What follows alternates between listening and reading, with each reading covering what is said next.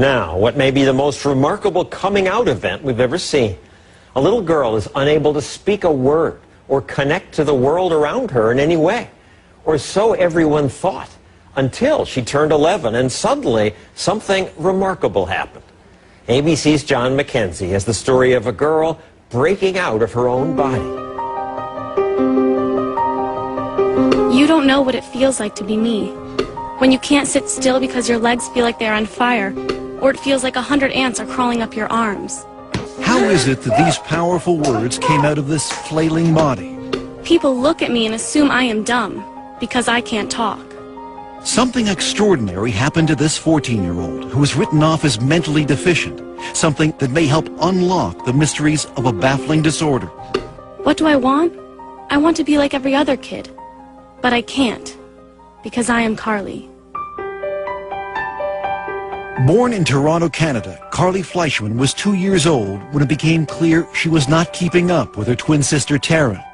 When you're told your child is going to be developmentally delayed, that they might achieve the developmental level of a 6-year-old, it's like being kicked in the gut. When Arthur Fleischman and his wife Tammy learned the diagnosis was autism, they expected the worst, that the twins were headed in different directions. And how bad did it get for Carly, those first few years? Awful. Part of her delays prevented her from walking, from sitting up. It was clear that Carly, like most autistic children, was lost in her own world, perpetually swimming underwater. And all the doctors would say, you're the parent. You should do as much as you feel you need to do for this kid. Carly, stand up. The Fleischmans were on their own. Experts told them that early intervention was critical. You use your fork. So ever since Carly was 3, her therapy has been intensive, unrelenting. This took about 40 to 60 hours a week of one-to-one therapy. She always had about 3 to 4 therapists working with her. And if you're not getting results with one approach, you move on and you try something else. You didn't give up. You pushed Carly. When you look in Carly's eyes, you can see an innate intelligence. So we never gave up. We never gave up. But if there was intelligence, Carly's ceaseless rocking, flailing arms, and tantrums hid any trace of it. Worse, she couldn't speak. Not a word. I did not have any expectation that she would have a fluent form of communication. Dr. Nicole Walton-Allen is a clinical psychologist who led Carly's therapy program. Her profile was that of a child who was severely autistic and more than likely moderately mentally retarded.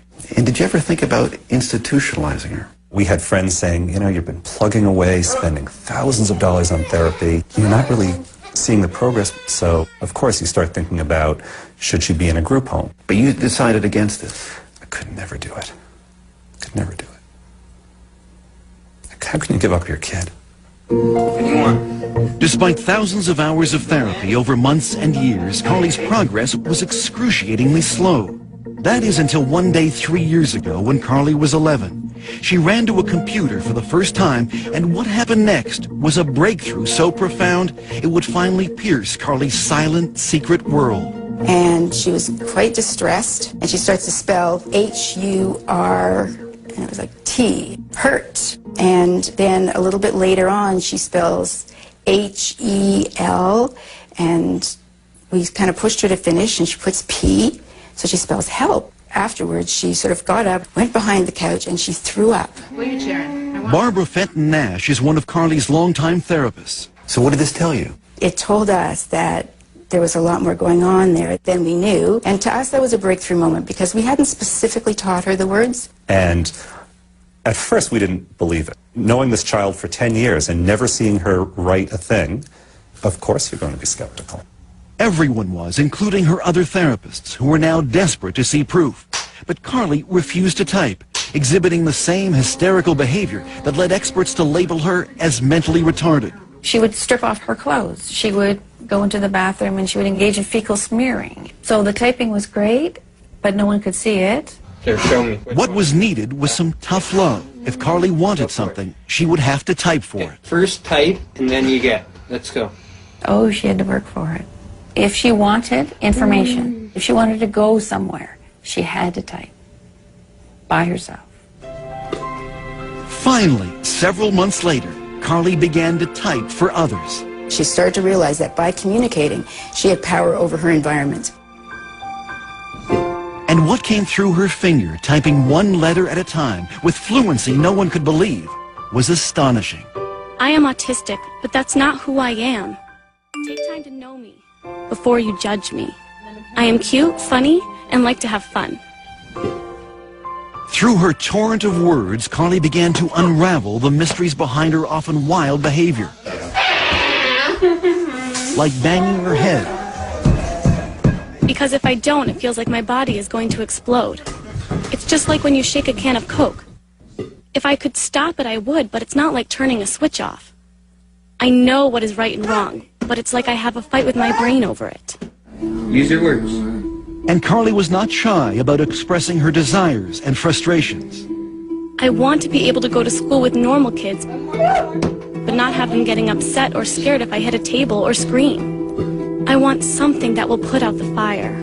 We were also horrified because for years we had spoken in front of her as if she wasn't there. Now, for the first time, Carly was able to have conversations with her parents. You think you can write back to Dad? I want to go on a snowmobile. Can we do it? Will you go on one? I think it would be fun. So here's your daughter, and finally you get to meet her. Mm-hmm. What was that like? Overwhelming. Overwhelming. I stopped looking at her as a disabled person. You promised. Did you lie to me? And started looking at her as a sort of sassy, mischievous teenage girl. I want people to know that no one is telling me what to say, and I don't have a hand up my butt like a puppet.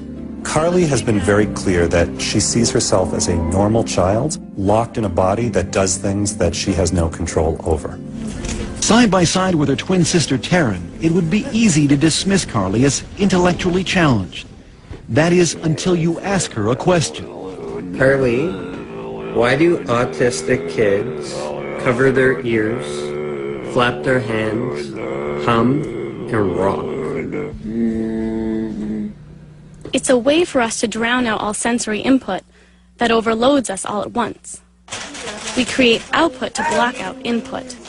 Carly's brain, unlike most people's, is overwhelmed by the senses of sight and sound, taste and smell.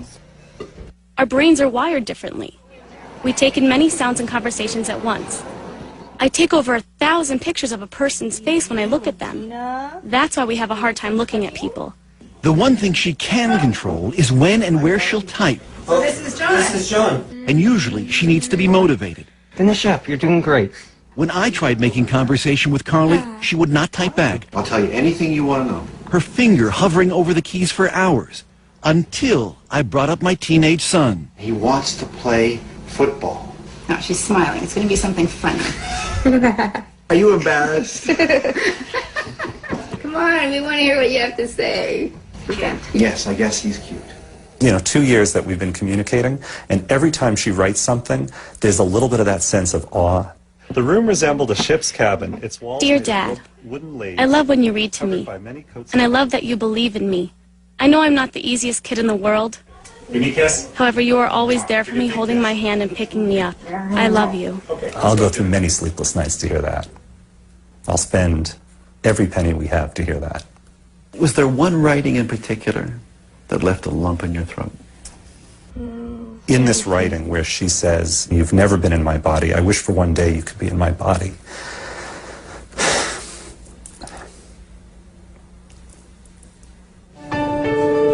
A year after we first met Carly, she is happier, calmer, more independent. Come on, let's get this in the pan. She's even writing a novel. I think that humankind is just oblivious to things that have been around for many years.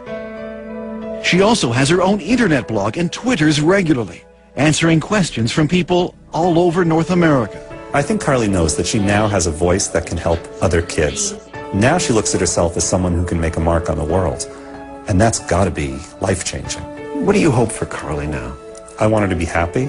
I want her to have dreams and goals and accomplish those goals in spite of her challenges. I think the only thing I can say is don't give up. Your inner voice will find its way out. Mine did.